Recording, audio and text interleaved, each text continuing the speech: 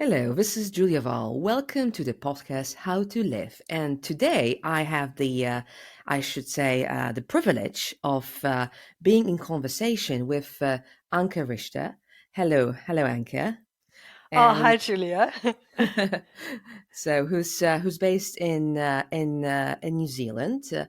And Anke is a journalist. And if you don't mind, Anke, before we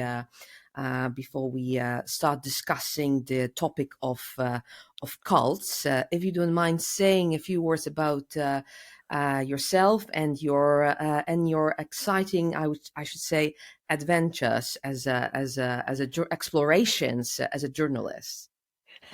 Thank you. Yeah, exciting and sometimes challenging, right? Yes. So, I'm a journalist based in New Zealand. I'm originally from Germany. I immigrated to Christchurch about, exactly actually 20 years ago.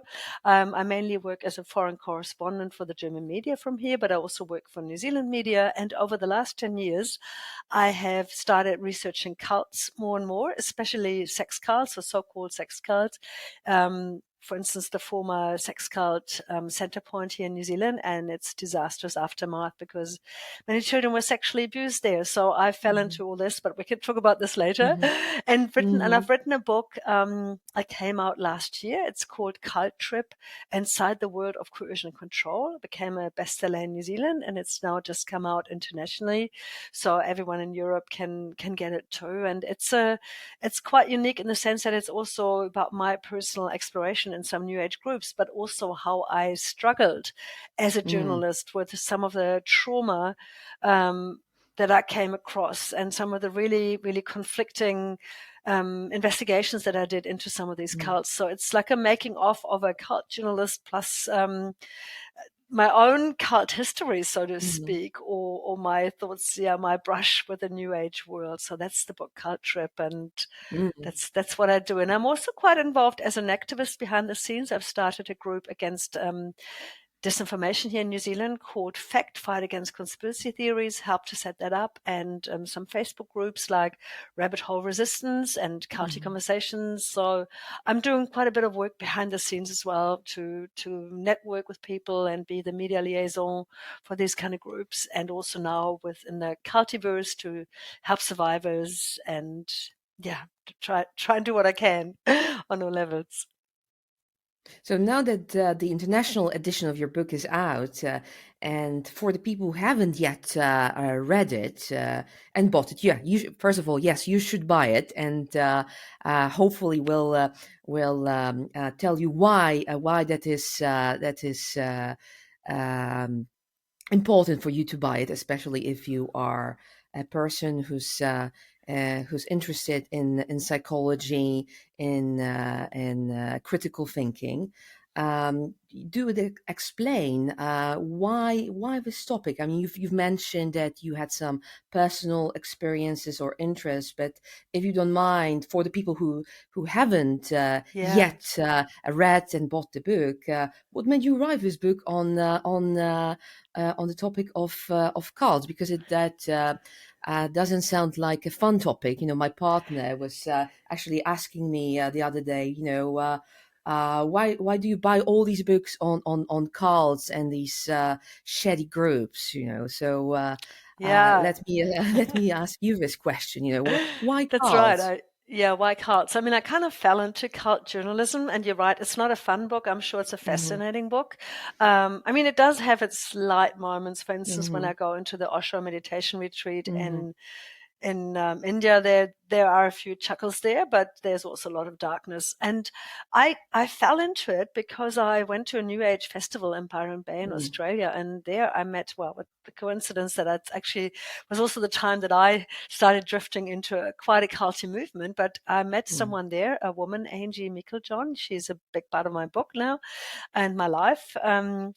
And she had been a teenager at Centrepoint and became she called the commune concubine. And like so many of the children and teenagers from that group back in the 80s and 90s, she had been sexually abused and groomed and drug raped, and quite a horrific story. But anyway, when I met her, I was just fascinated by, the fact that New Zealand had a cult like that, because there was an Mhm. equivalent at the same time in Europe, in Austria, the Ottomu commune. Some people might have heard about this. Mhm. And so Mhm. I was really familiar with them. And I thought, wow, hang on, New Zealand had the same thing here. And I never heard about it, because all the court cases, people went to jail, they were busted for manufacturing drugs, taking that with teenagers in groups, and of course the sexual abuse of children on a massive scale. All these court cases took place before the internet. So unless you were over a certain age, you wouldn't even Mhm. know, about it. And I'd only moved to New Zealand a few years prior. So for me, that was already new and fascinating. I thought, wow, why has no one written a book about it? Maybe I could do that. And I got a Mhm. publisher and a contract and set off to do that. Long story short, as you know, I never finished that first book. I actually gave up. Mhm. And why is also part of the book that I've now written and published, why it was so hard, what I came up against, that I was lost in this labyrinth of unresolved trauma. Um, but I think besides, meeting this person, this survivor from Centerpoint, and just having my professional hat on as well, thinking, that's a book, no one's written it, well, I should do Mhm. it, right? I've written a few books before in Germany, so Mhm. it wasn't completely, I wasn't an imposter. So, this is my Mhm. profession. But at the same time, I did bite off more than I could chew. But there's also deeper reason, and I'm still trying to figure all this out. What drew Mhm. me to that group or that cult specifically? I think it had to do also at the time me getting interested in topics like polyamory and Mhm. the human potential movement Mhm. and all these forms of therapy and sexual healing, and a lot of stuff that I thought, well, actually the people who went to Centerpoint and started that community, they probably weren't that different from me. They were interested in those topics too. Unfortunately, they had a narcissistic, charismatic spiritual leader, and this whole thing was set up as a cult from the get go. Mhm. But I had skin in the game, so to speak, because I was interested in the same field. It wasn't completely foreign to me, just the maybe Mhm. the form of therapy and so on. Mhm. And I've always been interested in smaller communities and these sort of insular groups. I lived in the South Pacific for 7 months on a small atoll with my Mhm. husband. He was the doctor there, and our young son. I lived in a boarding school in England, a small Rudolf, Steiner boarding school, quite sort of outside of the mainstream as well, when I was 16 for Mhm. 1 year. And that really was a very defining year for me. And I've come across a few other communities also while I was Mhm. here. Mhm. When I moved to New Zealand, we have the most alternative communities per capita in the world. So I think there was always a bit of a longing for alternative lifestyles, or maybe going and live in a kibbutz one day. When I was a Mhm. young person, I always dreamt of that. Mhm. So, and there was always a fascination as well with psychocults, like psychology, Scientology, for instance, which I came Mhm. across when I lived in Los Angeles and also in Germany. And I was always fascinated by what brings people there, and what sucks them in. How do they get spat out? What kind of bad deeds do they do in the end just to stay part Mhm. of it? So it's the psychology of cults has always fascinated me. Yep. Mm. So before we touch on the topic of the geography of cults and what constitutes a good group versus let's call it a bad group, based on your research, so I'd like to ask a question about the people who join cults. So based on your research or Yeah. your journalistic investigation.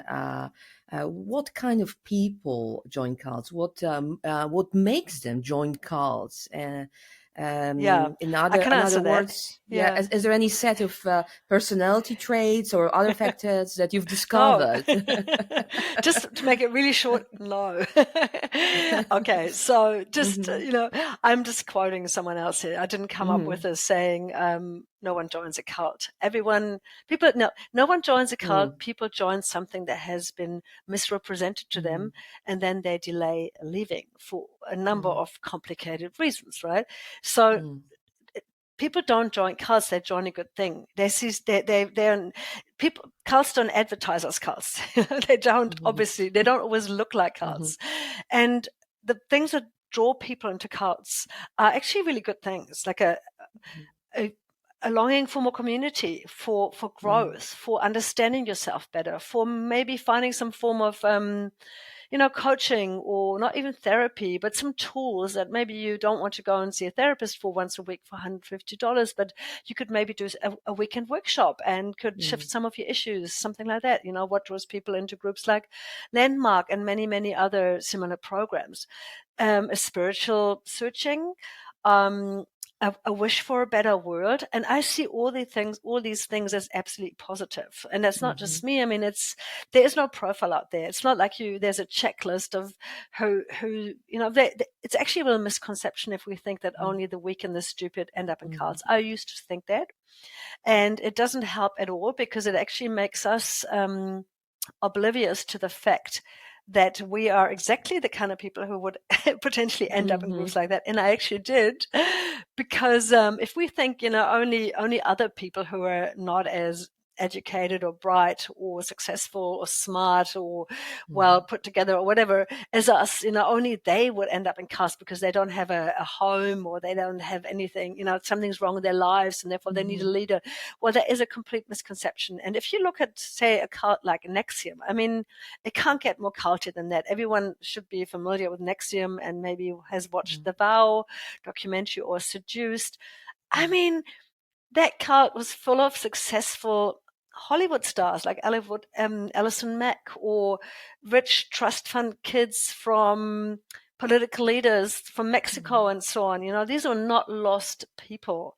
These were these were people who had a life. And the Mhm. daughter of India Oxenberg, the daughter of Catherine Oxenberg, and so on.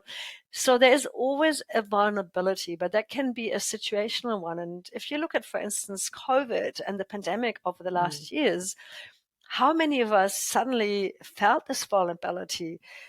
Something happens, something dramatic happens, and it could be Mhm. a crisis in your life. It could be a Mhm. breakup. It could be that you're changing jobs. I mean, in my case, it was probably being Mhm. bored in my middle aged life, I guess, to some degree, yeah, and wanting an intensity Mhm. fix, yeah. And that's not even a crisis. It was more a Mhm. curiosity. So Mhm. maybe at some point in your life, you're more open to something. And then your best friend comes along and says, "Oh, actually, have you heard about this course? It's actually amazing. You should come. You would love this. Oh my God, Anke, you're going Mhm. to find, so many things. Sounds a bit crazy, but trust me, Yeah. I've been there. It's amazing." That's how it works. So it's not Mhm. like there is a checklist out there. Of course, some cults that are really actively recruiting, Mhm. they often know where to target people. For instance, on the campuses, because often Mhm. students who've just left home and they're new in a new city and they're at a university campus, and maybe, I mean, they're not lost people per se, but it's Mhm. that change in circumstances. So they may be more open to someone coming up to them who's really lovely and nice and says, "Hey, we've got this little Bible group or this little spiritual discussion group going, and maybe just come along, and there's a free event, a free meditation every Friday night." And yeah, so some cults really do know where to find their audience. But I really want to push against the misconception of the stupid, wicked, and weak cult follower. Yeah. Yeah, the reason why I'm asking is that we think that some people are just susceptible to cults, and of course we aren't. Yeah, we That all are. Let's just make that really, really clear. The fact alone. I mean, you would be Mhm. surprised how many psychologists and therapists Mm. I've seen in cultic groups and believe Mm. in some kind of, techniques or content or teachers that have, later been called out, or, where I know that this is actually cultic, quite a cultic belief system, but they've adapted Mhm. some of that. They've gone through some of the courses. Centrepoint, the big sex Mhm. cult here in New Zealand that I investigated, and it's just, I mean, such a massive Mm. disaster. It was that they were the darling of the psychotherapy scene at the time in Auckland, Mm. and psychology professors and therapists, they all flocked there on the weekends.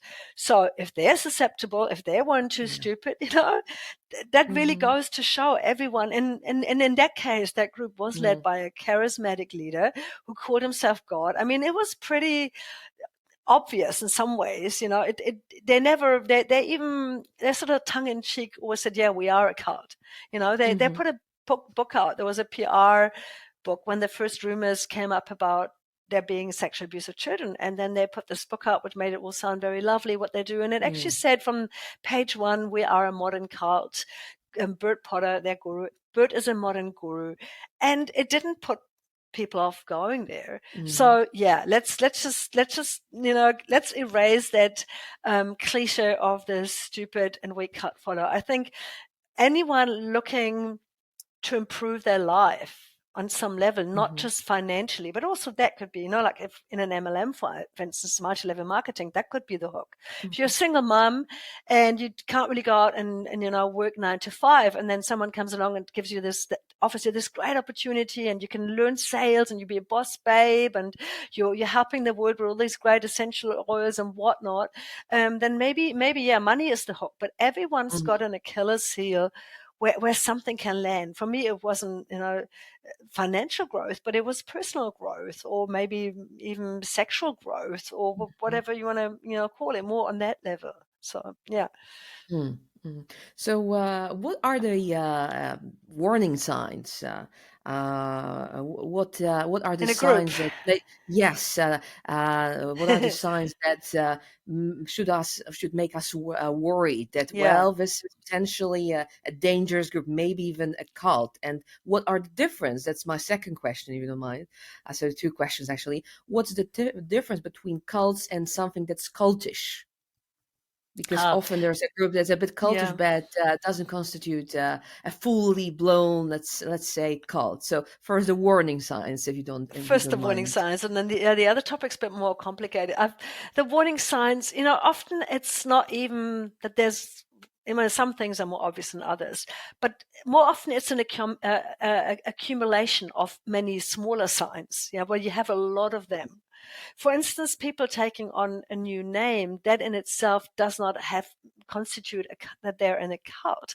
But if you have a lot of markers, so my list would be, I actually came up with these acronyms. If you, think of the word cult, C Mm-hmm. stands for coercion and control, Mm-hmm. which sounds really bad, and it is in itself, but in its less obvious form, it could just be like a roadmap, guidance, teachings, right? Mm-hmm. And I know this from cults, like Glorival, another cult here in New Zealand, fundamentalist Christian cult, where people found it, they often said it was actually really great. You didn't have to think for yourself. They did all Mm-hmm. that for you.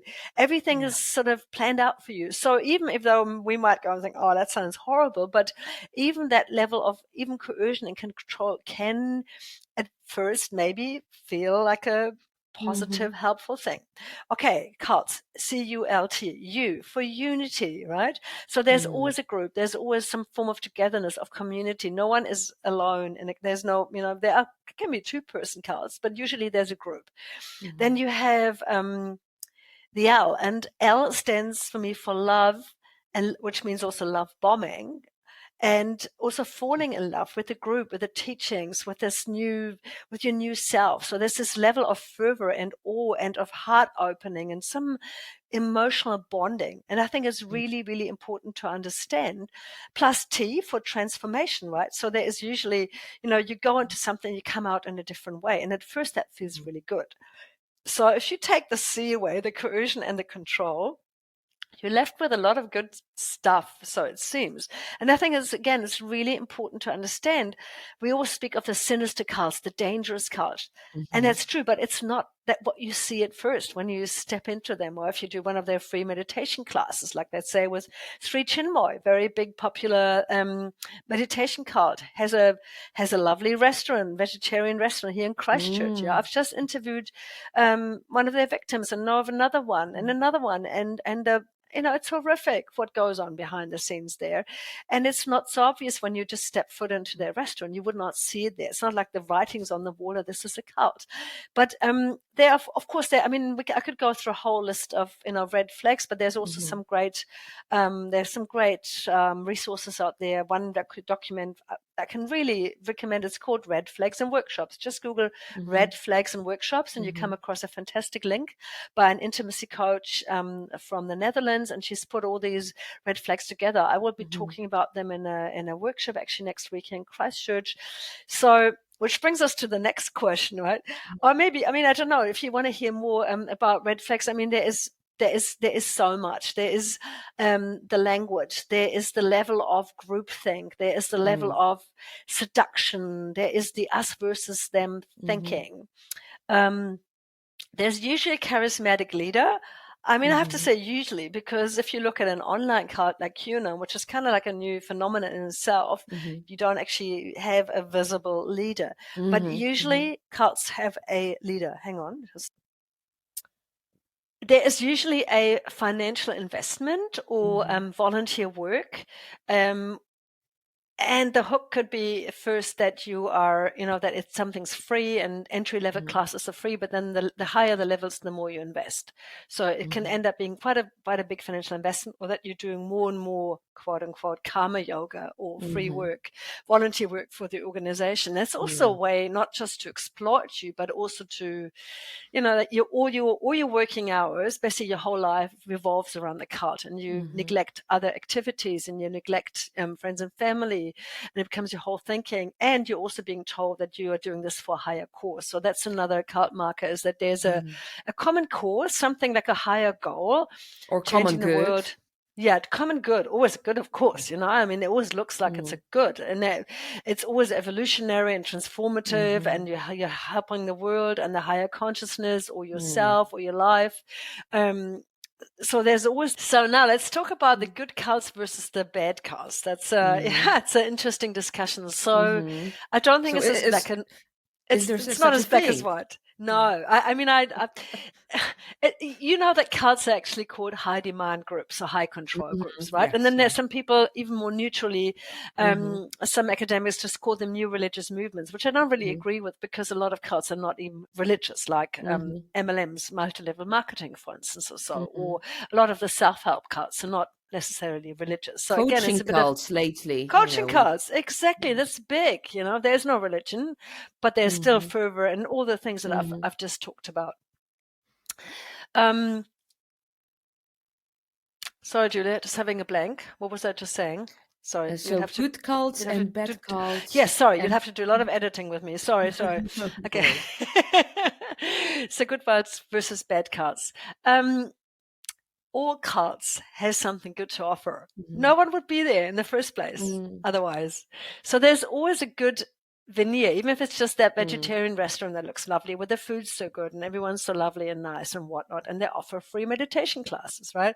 Mm. And there is always some kind of benefit at first. Otherwise, people turn around straight away and say, "Why would I want to be exploited and maybe abused Mhm. financially or Mhm. sexually, emotionally, whatever, in a group? Why? Mhm. There's always some kind of benefit. I think Mhm. you can't even really weigh it up and say, "Oh, only when the bad stuff outweighs the good stuff, then you're Mhm. in a cult."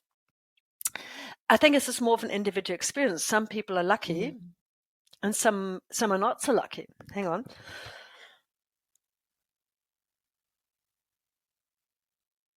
You okay, Anke? We can pause if you need to.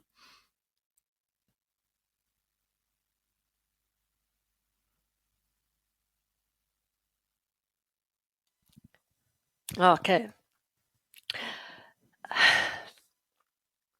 So you've probably heard about cult apologists, and when they do what's called "I got mineism," that Mhm. they excuse the cult, or they don't want to acknowledge that abuse has happened in a cult by saying, "Yeah, Mhm. but it was great for me. I got so Mhm. much out of it." And I, I mean, I agree. You can get something out of a cult. You can Mhm. have a positive experience. You Mhm. can get some benefit from it. I can certainly say this for the group that I was involved in. And it does not take away from any of the other bad stuff that you might Mhm. have just turned a blind eye to, or you were just lucky enough not to experience it, or Mhm. maybe you weren't in the target group for the predators in your group, Mhm. and so on. Your survival strategy in that whole microcosm, Mhm. for instance, if you were really invested and you've built your whole life around it, was to just get on with it and Mhm. not really pay attention to the people who were suffering there.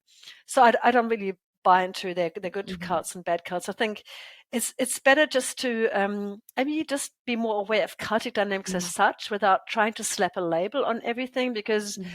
it's tricky. It's such a debatable term, and Mhm.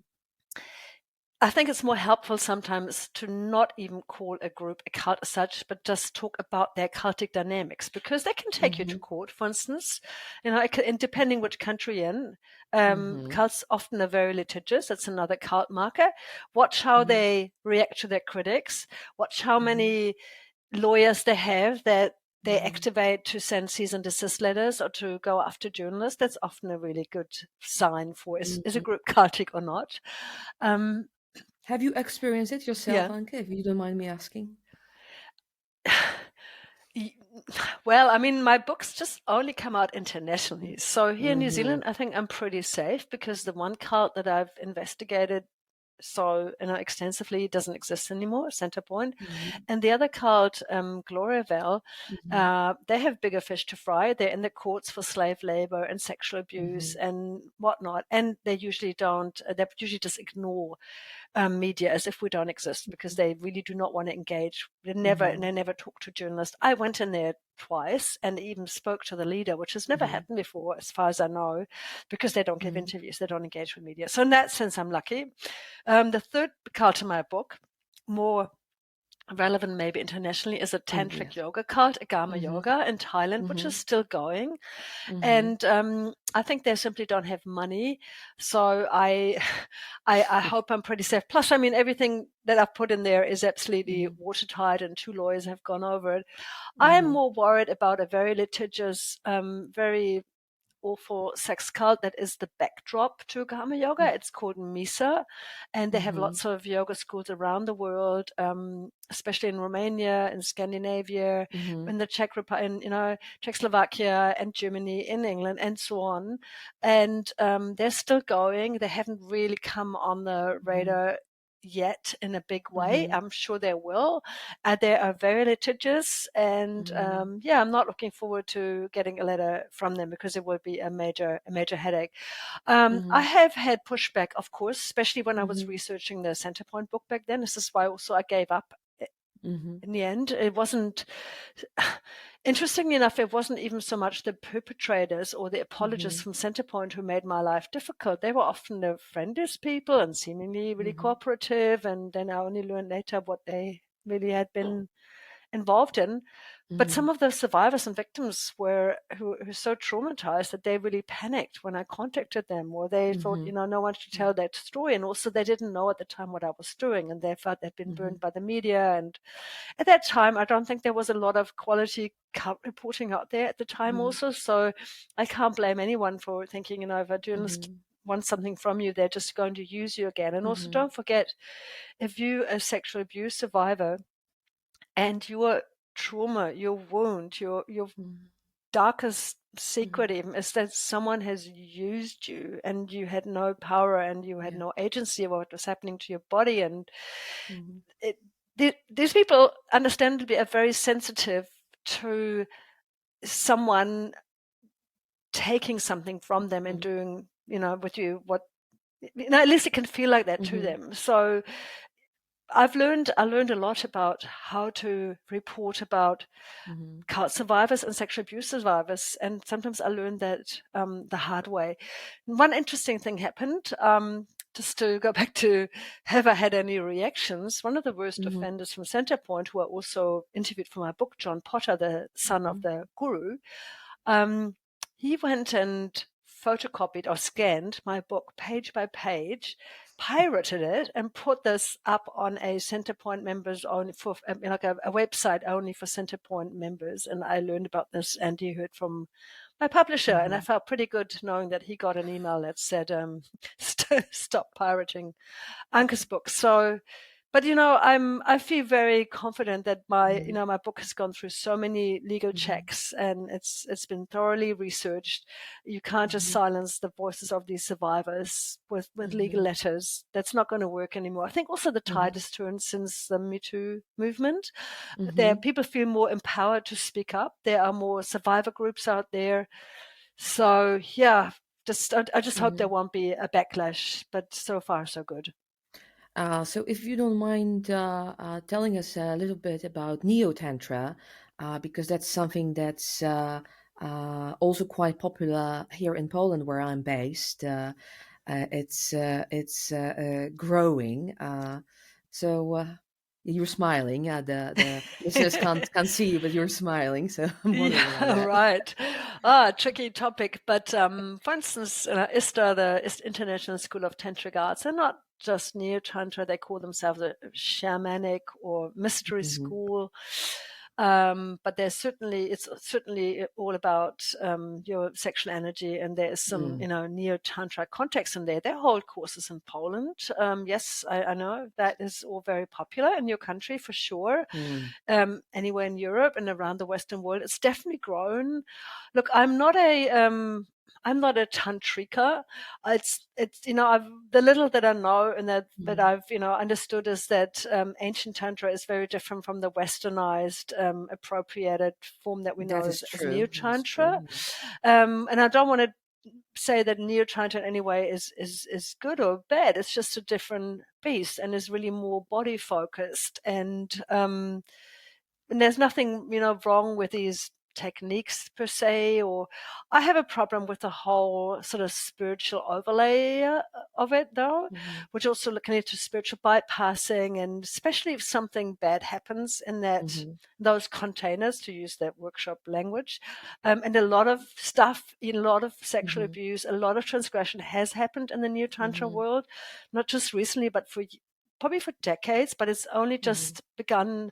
It's only just started to really come out in the last few years on Facebook groups like Tantra Not Trauma, Hmm. through some brave sex educators who speak up, who also have skin in the game because they're sick and tired that their good work is being tainted by some of the old patriarchal, charismatic Hmm. predators who we Hmm. whose names we all know, right? Hmm. Um, so that is, and there's a massive problem for me there because of the Hmm. spiritual bypassing that kind of comes with Hmm. the territory. There's this new age thinking that what Hmm. happens to you is what you attracted, law of attraction, or that it's all growth, that it's always your problem, that you're Hmm. just projecting on someone if you Yes. think that they did something wrong.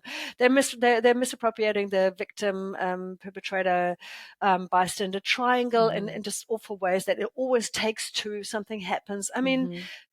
don't get me started on the layers and layers of explaining away abuse, of Hmm. enabling abusers, also in the yoga Hmm. world, because it kind of comes with that spiritual territory Hmm. of not calling something out, of always being positive and not speak badly and not attract bad thoughts, and that if something bad happens, you've attracted Hmm. that because you put your energy there. Your energy Hmm. flows where your energy goes, and all these things, And maybe you which is so restricted. toxic.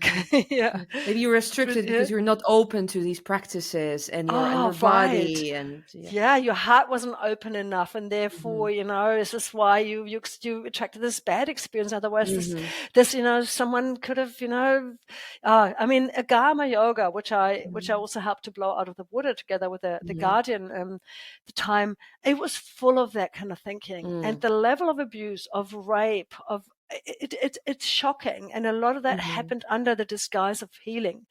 Hmm. So, in a company or in the film business, like with Hmm. Harvey Weinstein, and Hmm. when the Me Too movement kicked off, it was bad enough having to deal Hmm. with predators who were promising women jobs, or women their victims were Hmm. scared of not ever being able to work in the business again. That's Hmm. pretty terrifying. But they weren't promising them sexual healing. They wouldn't they Hmm. wouldn't they wouldn't pretend that they're actually helping their trauma. Hmm. um if these women do as these predators want. Hmm. So there's another level of manipulation Hmm. there. And don't forget also that the neo tantra world seems to also attract a lot of people with previous or with sexual trauma who are trying Hmm. to heal this, because there often aren't enough therapists or Hmm. services out there, and it's not always something where the gynecologist can help, or just Hmm. maybe talk therapy can help. So Hmm. that the whole sexual healing field, I don't want to discredit it, because Hmm. there's a lot of really good hands-on work and Hmm. somatic work that can be amazing, but it's a bit of a gray zone, and it's definitely a Hmm. massive unregulated market. So you have a lot of black Hmm. sheep and a lot of room for abuse, for manipulation, for exploitation. So Hmm. this is why I call middle part of my book, Toxic Tantra. That's what Mm, it's really about. Yeah. mm. So the message here is that we should you should be careful and wary of certain situations, signs. Yes, I mean, this is the thing. I don't want to throw the baby out with the bathwater. Mm-hmm. I totally get why people want to be in those Mm-hmm. spaces. It's unfortunately a lot of it is tainted for me. I'm kind of glad that I was there, could do that, and I've left again. Mm-hmm. I'm lucky that I nothing too Mm-hmm. bad happened to me, and I can still Mm-hmm. look back with some positive feelings on my experiences. Mm-hmm. So I don't want to diminish the wish to Mm-hmm. be explorative, to Mm-hmm. grow, whether sexually, spiritually, whatever. Mm-hmm. I, I wish, I mean, I think people should be allowed to do all Mm-hmm. sorts of crazy shit. I'm not against that. I just want it to be safer. And I don't Mm-hmm. think one curbs the other. I think you can. Mm-hmm. It's a bit like when you think of the kink scene, for instance. I'm Mm-hmm. not a part of that, but this is how people who are really into BDSM have explained it to me. I mean, they have safe words. They have sometimes they have whole spreadsheets full of, you know, rules and words and this and that and Mm-hmm. consent and so on. And then it's really clear. It's really clear. And Mm-hmm. then in that space, you could do the most outrageous things that you probably you wouldn't do outside of that, but it's fine, it's okay, it's consensual. So in the end it always comes down to informed Mm-hmm. consent. And we haven't even talked about the nervous system, and this, that it's not just about saying yes or no. If you're in one of these overwhelming, big, sometimes wonderful, sometimes crazy, sometimes challenging trainings, Mm-hmm. your brain chemistry, you're literally on a workshop high. Your brain chemistry releases this cocktail of endorphins and dopamine and whatnot, and you you don't get breaks. You have maybe Mm-hmm. 1 hour break for lunch, and then there's another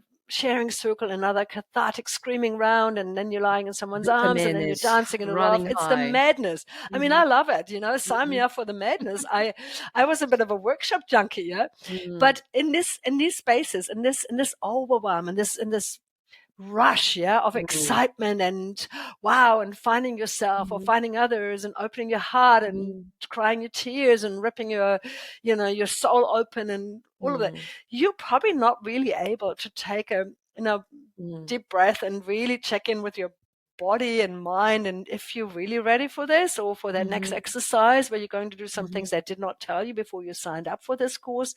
So Mm-hmm. that's kind of the beef that I have. Or also lots of people who are more trauma informed, work more trauma Mm-hmm. informed, they really they think that this is actually not, this is Mm-hmm. not right. You're pretending that everything is consensual. People can just say no, Mm-hmm. but if you don't actually really know beforehand what you're signing up for, because it's all shrouded in a Mm-hmm. mystery, and then you're on this overwhelming whirlwind of a course where there's a reason why when you do therapy, why you go once a week, right? And then Mm-hmm. things can settle, and then you do the next round, and things can settle. And yeah, maybe it doesn't sound so crazy and exciting and whatnot, but maybe there's Mm-hmm. some deeper, gentler, more subtle change than this whole push yourself through something, Mm-hmm. change your life in one weekend, the breakthrough because of the breakdown. I don't believe in that.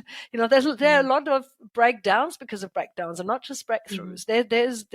They have literally, with these kind of groups, and a lot of them are, that happened especially in the 70s and 80s and 90s, and coming from California, so there were a lot more extreme Mm-hmm. groups than say Esther or some of the neo Mm-hmm. tantra groups.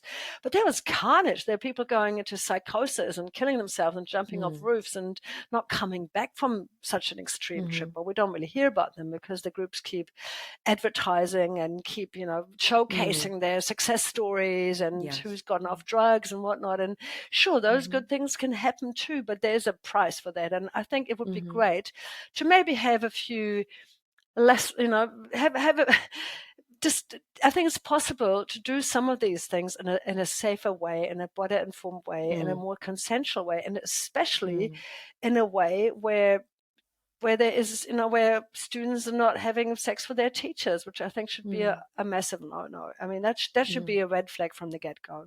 Absolutely.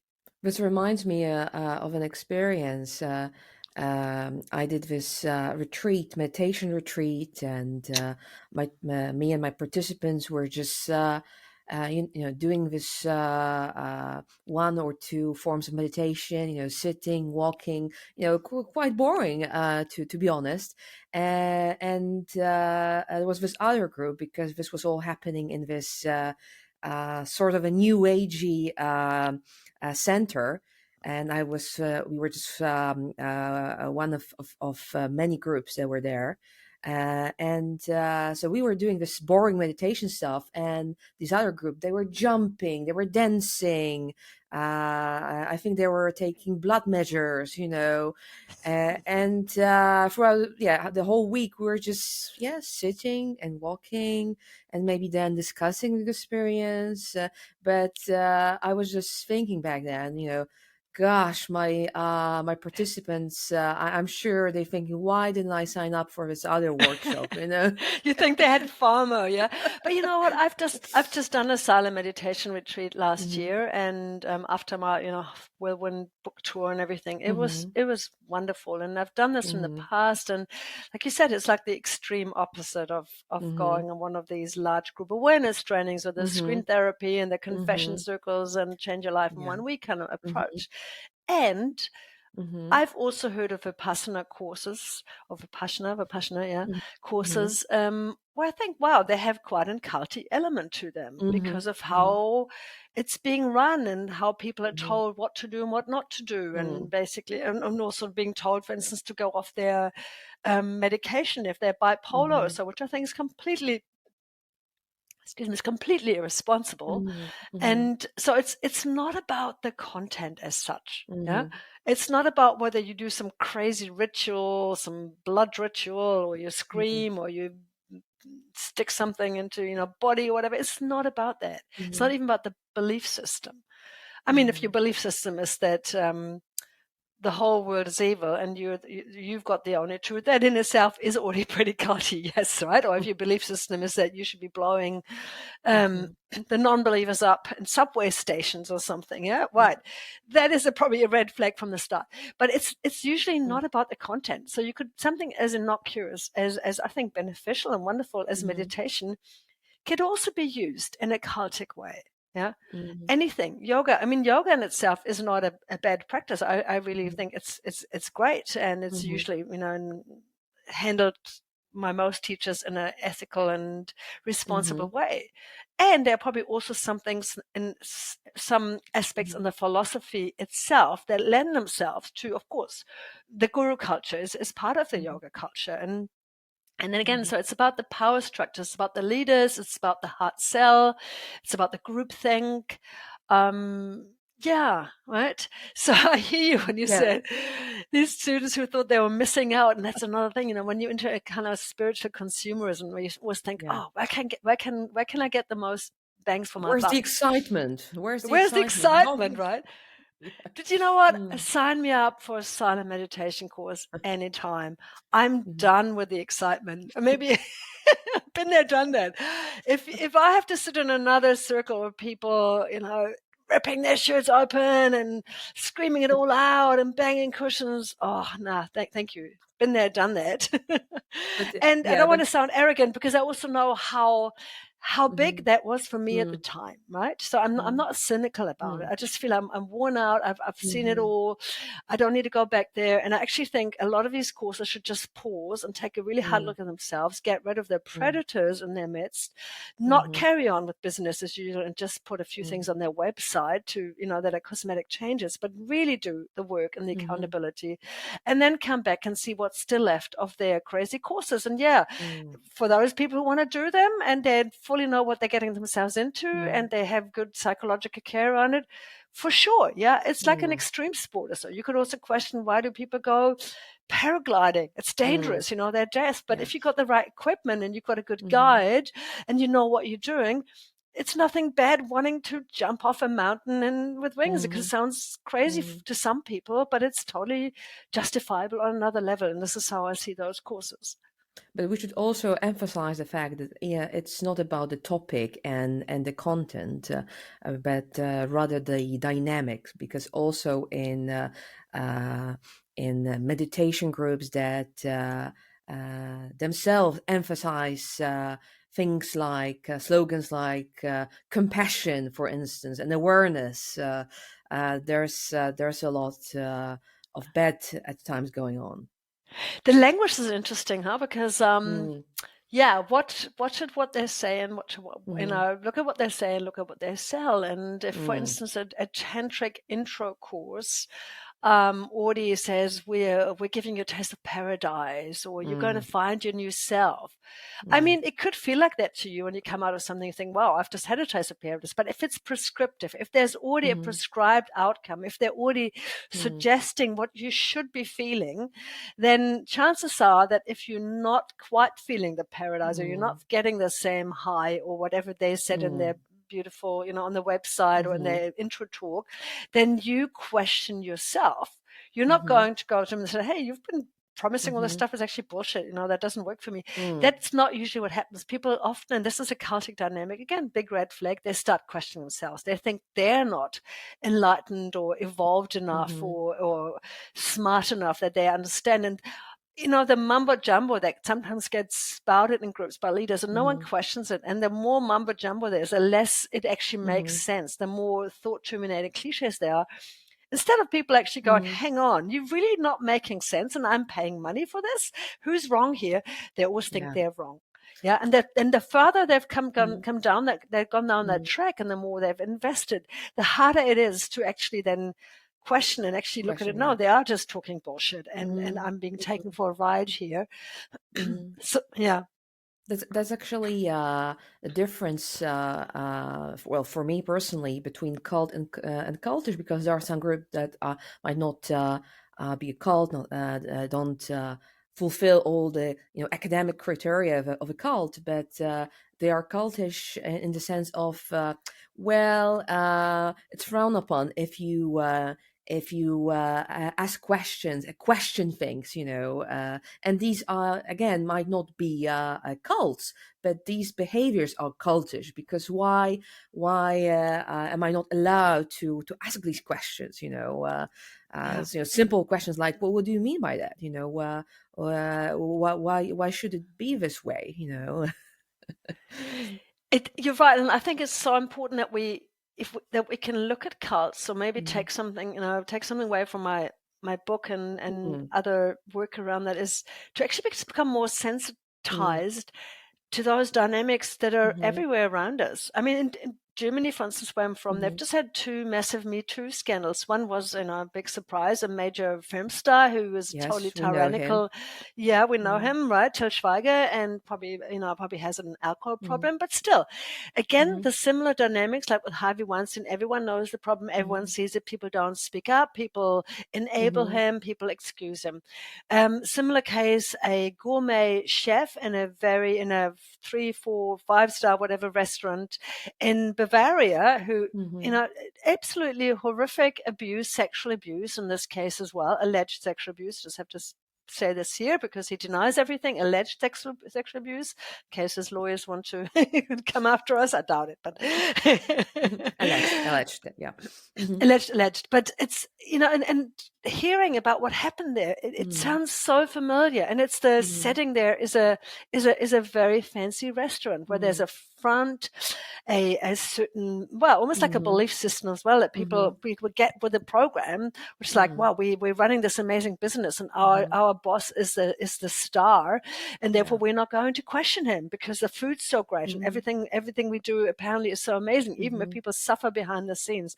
Those are absolutely the same mm, dynamics. So this is again why I want to really highlight mm, this can happen anywhere to mm, anybody. People suffer the same abuse in those kind of settings as they do in cults. But in this mhm, case, it is quote unquote only their job, which can be mhm, terrible enough. And people have, mhm. still some of them, some of these victims are still in psychological care from having Mm, lost their jobs and having been, grabbed between the legs by mm, the superstar chef, mhm, or being shouted at and humiliated by the superstar film star. mm, But at least usually this wasn't their whole life, where they were also raising their children, had given all their mm, money to, had brought all their friends in, had Mhm. cut off, it's in some ways it's bigger, I think, in a cult because it's more than just the job. It's almost like the Mhm. job plus so much more. So maybe that gives Mhm. listeners who are not so familiar with all this some kind Mhm. of context Mhm. of what we're looking at, and that it's so important to spot those Mhm. dynamics everywhere and speak up about them and stand up Mhm. against them and not go, oh yeah, it's just crazy people and crazy Mhm. cults, and only if they all plan a mass Mhm. suicide, or they all wear orange robes and believe that the Mhm. earth is flat, and then that's a cult. No, I mean, there are some extreme examples of in history of really extreme cults, but I think if we only focus on these extremes, Mhm. we don't see where it's happening around us, and the Some damage that happens Mhm. around us is already bad enough, I think. Yeah, sometimes it starts with a slogan like meditation, awareness, or even compassion. So we should be Yeah, aware of that. buzzwords, huh? Uh, Big so, uh, buzzwords. Yeah, so I think that this brings us to the geography of cults, because we've mentioned the recent scandals in Germany.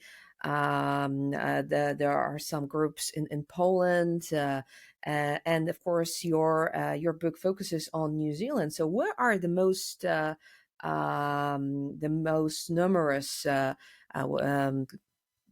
what was the country that's got that had the most number of cults, or and why is that, yeah, and unfortunately, I should have researched that for you, Julia, but I actually don't really know, to be honest. This is completely anecdotal, so Mhm. I actually don't have the numbers on that. I'm sure Mhm. maybe someone's done a study on that somewhere, but you would have to look it up for yourself. I'm sorry. But just anecdotally, I would say, of course, America Mhm. is full of, Mhm. they have thousands of cults. Um, my feeling is, and again, it's just, you Mhm. correct me if I'm wrong, This this is is not just more of a based on feeling. research. Yes, Not based we on just want research, to but say that. yeah, Yes. yeah, just where maybe my focus has been.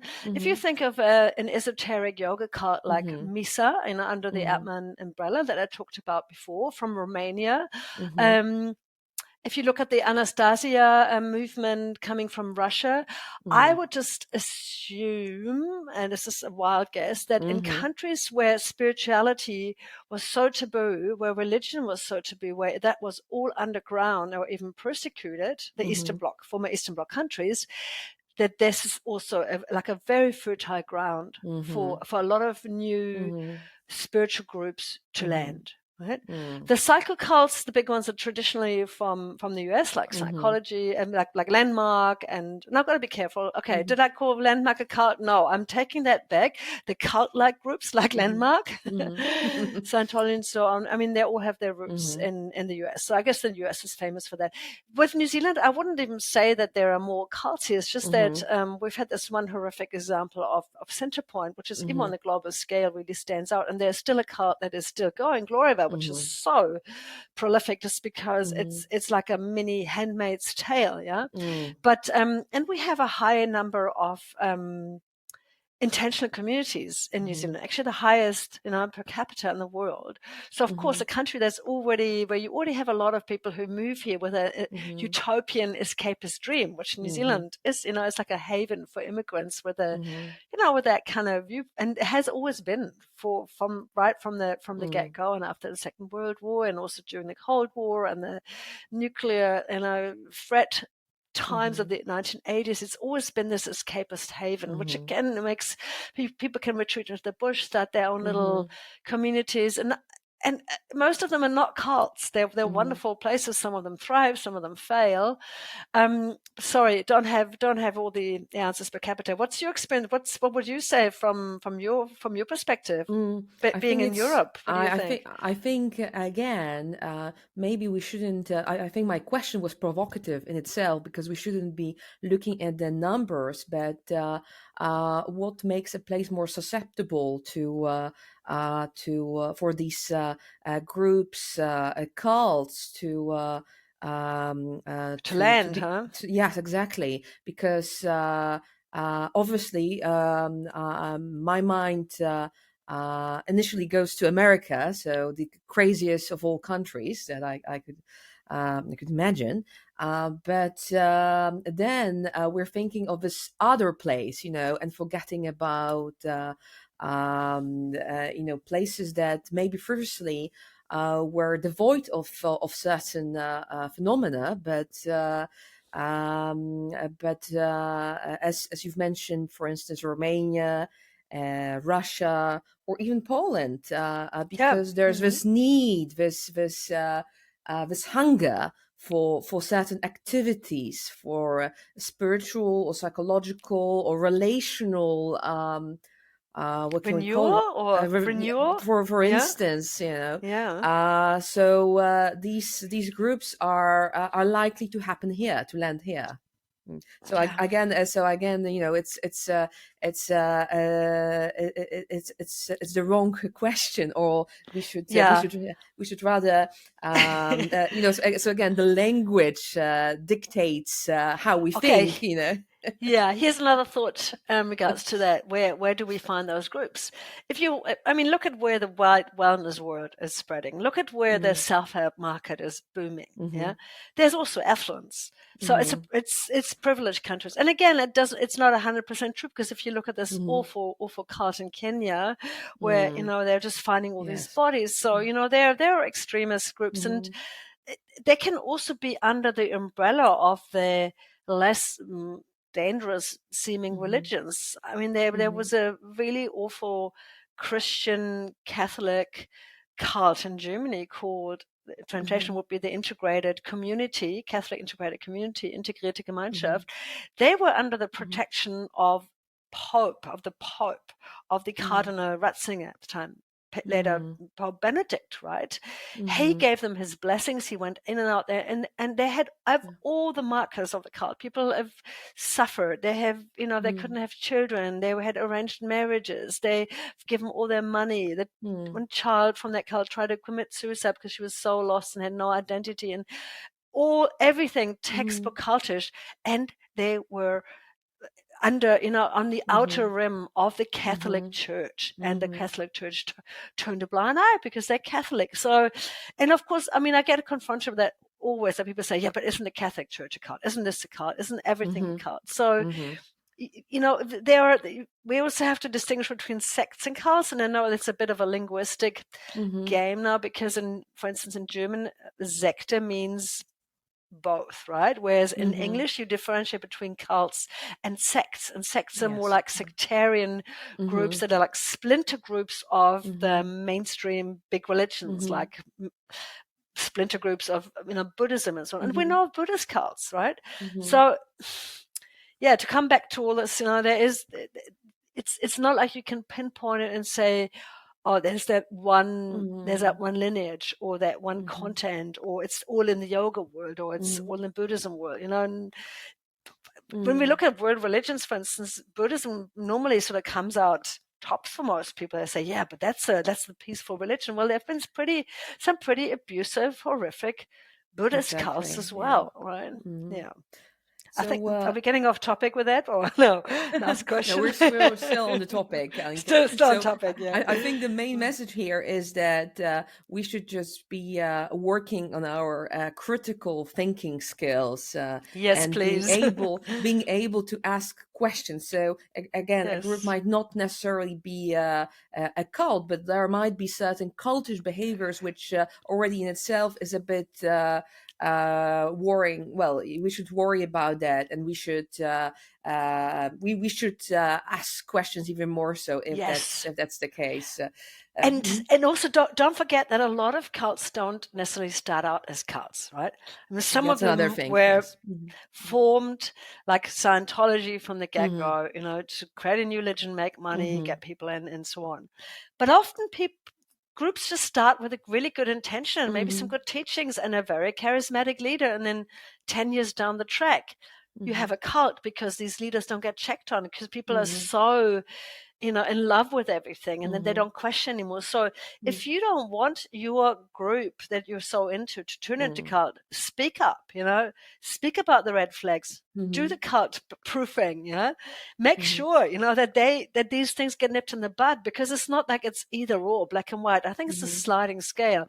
And I Mhm. also know that there are groups who are able to reform themselves. Some Mhm. groups have done that. Some groups have done full accountability process, and not always satisfactory, actually, some better than others. But Mhm. it's also possible to learn from past mistakes, get rid of your predators.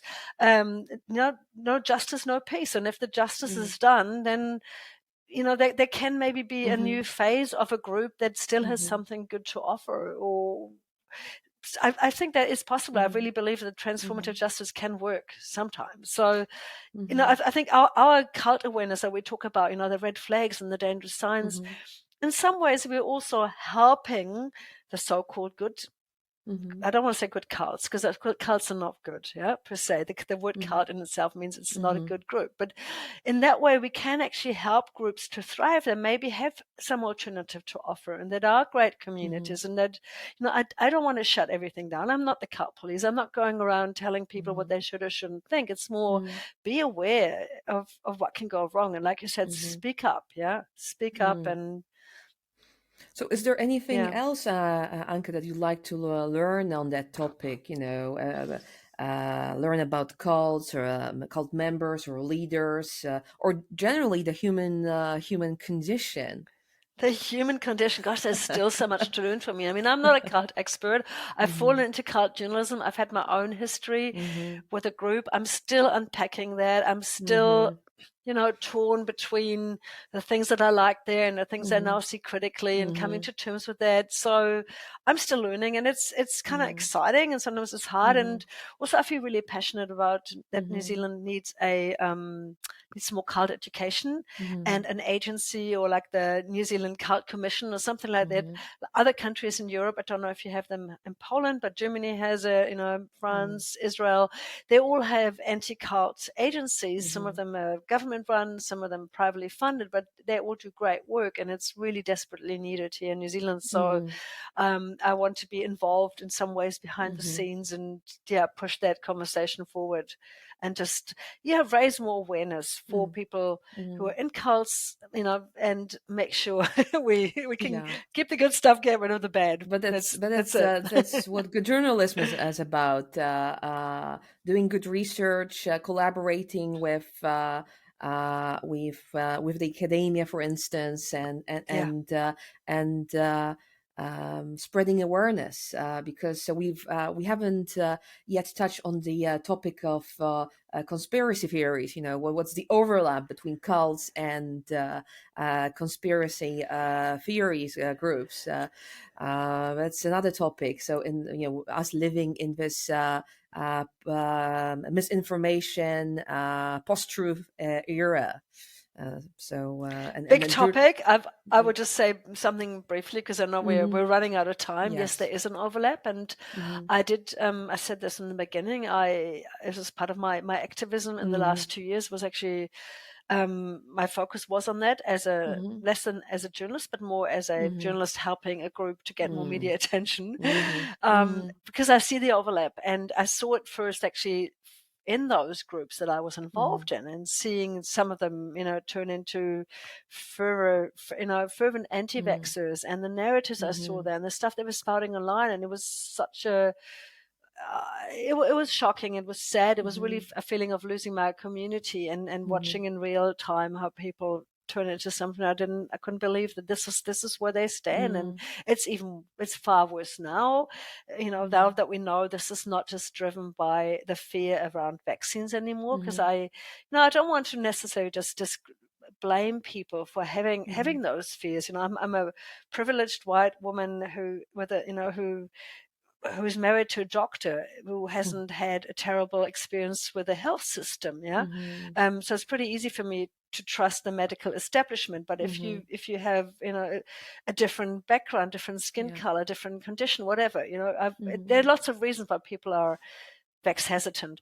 But what we're seeing now, where Mm-hmm. this whole global movement, which really is cult-like, Mm-hmm. has drifted off into other directions, being pro-Putin, Mm-hmm. anti-trans, homophobic, Mm-hmm. misogynistic, climate change denying. I mean, mm, like, what's next?